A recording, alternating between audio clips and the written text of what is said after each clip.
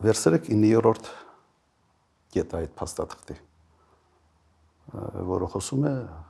անխոչնդոտ ճանապարհի մասին, եւ համեմատեք այդ կետը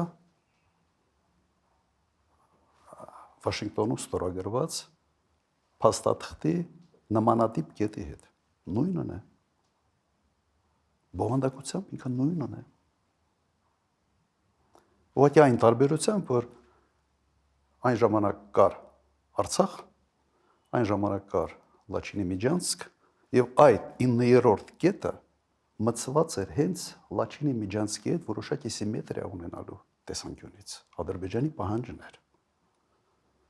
Եվ այն ժամանակ փոխանակ կրճել այդ կետից, ապահովել իսկապես ճանապարհի ֆունկցիոնալը, ոչ թե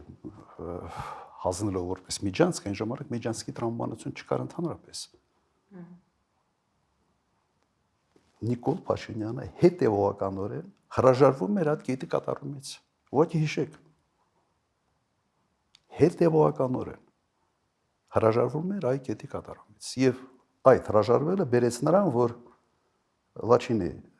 Միջանցքը փակվեց եւ ավարտվեց ամեն ինչը Արցախի կորստով։ Սա փաստեր են։ Հիմա ինչ կատարվեց,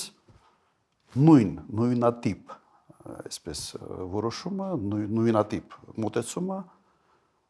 ներկայացում է որպես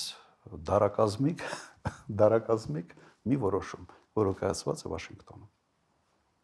Ինչ փոխվեց այդ ընթացքում, չկա Արցախը, չկա Լաչինի Միջանցքը։